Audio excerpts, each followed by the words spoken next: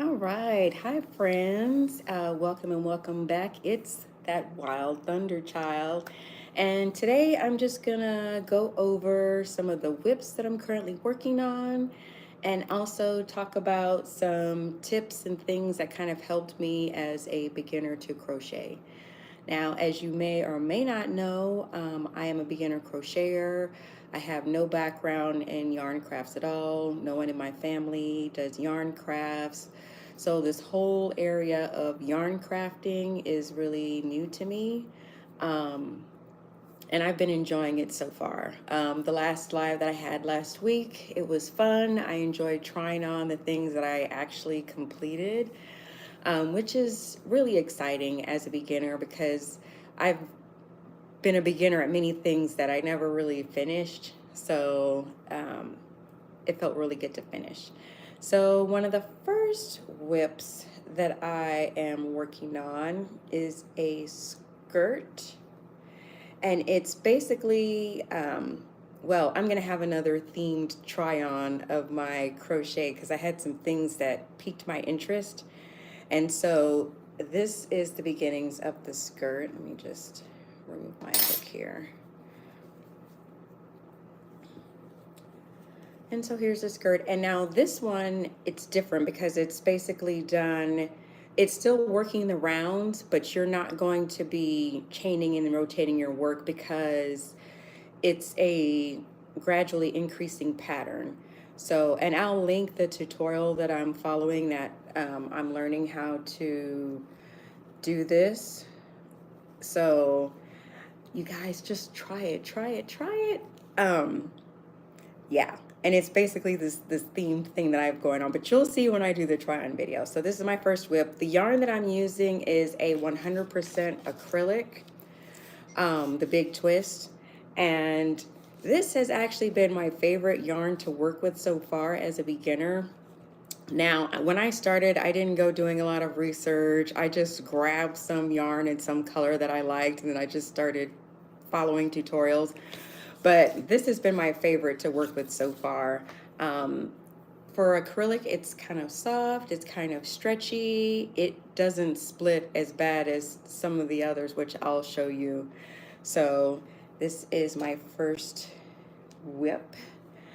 My next whip, which I'm not gonna bring it out, but I'll hint at it. It's using these two yarns. Now, I don't know if you can see, but there is some like sparkly iridescence to this yarn. And so it caught my eye in the store and it was on sale for like $2. And once I started working with it, although it's soft, I realized why it's $2. There were knots in the skein. It splits a lot when I was crocheting as a beginner. Like my tension is already not that great, but when you have your yarn splitting, that kind of makes it even more, you know. But it came together nicely, and you'll see.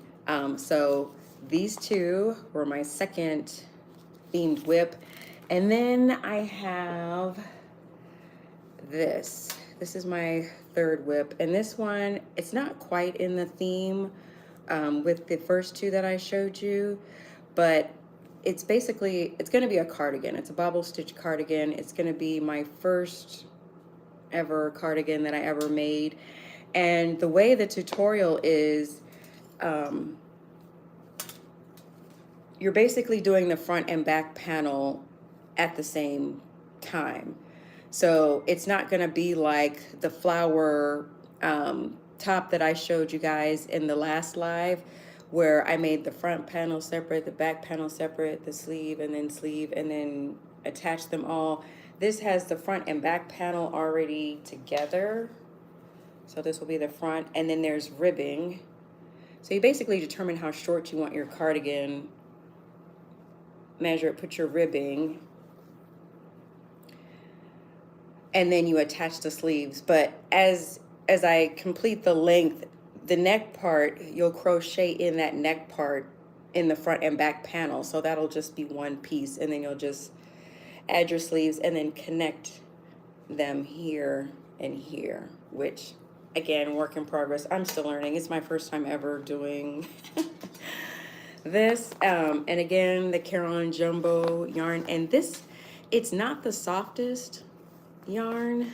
Um, and while it doesn't split like the sparkly version, there were still knots in the skein and then abrupt color change. It wasn't gradual throughout, which kind of is throwing off the project a little bit, like, which side is that going to end up on? But I'm still going to finish it. It's still going to be something that I can and will wear. And so those are the three whips that I'm working on currently. Now, I wrote down some things that have helped me as a beginner to crochet. And some of these I think will cross over to if you're a beginner at any kind of craft. So the first part is don't focus so much on speed. So when I started, I went at my own pace. And when I started, I wasn't sure I would be able to finish a project, but I gave myself the space to just go at my own pace.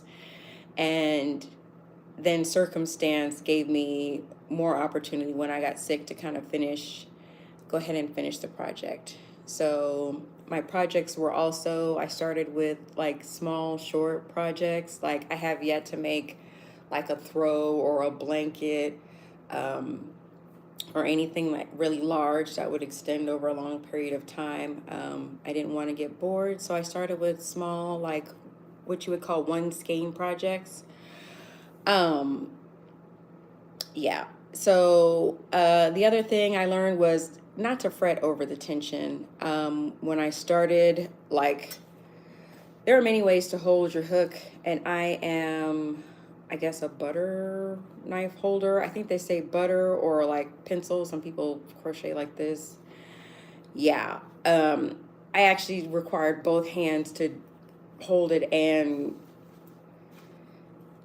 pull the loop, and I would be finger pulling the loop over the hook. But my coordination developed over time, so just allow yourself to have the time to develop the coordination. Now, even though like I said, my stitches tend to be loose, but I'm gonna wear it anyway. Like, let's be real, I'm still gonna wear. If I finished it and I made it, I'm still gonna wear it, even if I'm just wearing it to bed. And I think that's kind of the whole fun of it, no pressure. Also, before I started actually crocheting, I had this weird stereotype that like crocheting and knitting was something that older Caucasian people did. And it seems so silly and ridiculous now, because everybody crochets, men, women, younger people, older people, and I'm using those terms loosely because age is relative. A lot of us have been in the human cycle more than one time, but we'll leave that there. And growing up, a lot of what I saw, they never had young people crocheting in most of the things that I was seeing growing up. And I grew up in the 80s. So, here I am in my 40s learning to crochet, and everybody crochets. The second stereotype that I had about crochet is that it wouldn't be stylish. And I don't know where I got that from. Like, it would be kind of your boring, ugly sweater or just some scarf that, it's warm, but it's not attractive. And again, I don't know where this stereotype came from, but it's just not true. There are so many stylish crochet knit things. It's not just socks. And now that I know that, I'm really into this. The third thing that I did was begin with something that I was interested in. If you begin with something that, if you're into plushies, start with plushies. There's so many cute things. If you're into clothes, start with like a small piece that you can add to what you already have or accessorize. Like now, even though my current whips are still clothing pieces, I have some materials ready to try an accessory or two. And yeah, it's that's what it is. I think my third tip is going to be, don't break the bank on it. Don't break the bank. Um, I think when my first materials all together, including like the hooks and my first few skeins of yarn, I don't think I spent more than $40 or $50 in Michaels. And I didn't start off going to more than one store. I just randomly picked Michaels, um, and then just went from there. But other places that I purchased yarn from are Joann's and Amazon. I have yet to find a Dollar Tree near me that I've seen the yarn in, and I have yet to go into Hobby Lobby. Let's see. We already talked about how we hold the yarn and that. Oh, my other tip would be, even though you learn something one way and it's kind of good at first, I picked up another kind of technique that I was able to modify now that I've kind of more projects in. And I think the last thing that helped me was to set boundaries around my hobby. This is not my first hobby. Short backstory. One of my first hobbies was I took a dance class. I started taking belly dance classes in my mid-30s. And I started with one choreography and then went on from there. But then it spiraled out of control because I didn't have firm enough boundaries around my hobby. So with this, I put monetary boundaries around it, and then I also put boundaries around how long or how often I do it. And I'm saying this because with any activity that's physical, you can cause overuse injuries. And that's why also on this channel, I post wrist workouts, because for me, the wrist that I had the most problem with is in my dominant hand. And so by doing the strengthening and stretching exercises, I'm keeping my wrists healthy and flexible, so that I can continue to crochet for years to come. And then also giving myself rest days. I know a lot of people have this idea that, oh, you can monetize your hobby. And I guess in theory you could, but then to me, that technically becomes a job. It technically becomes a job, right? And hobbies are supposed to be your break from work. Like, I do this, it relaxes me. It's something that's supposed to be peaceful.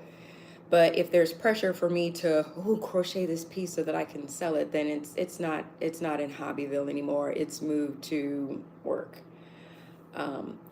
And but I can also see how, if you enjoy it and you can make money off of it, why not? But I had to set a boundary for myself that this was going to stay in Hobbyville. It's something that I like to do, something that I like to talk about with you all.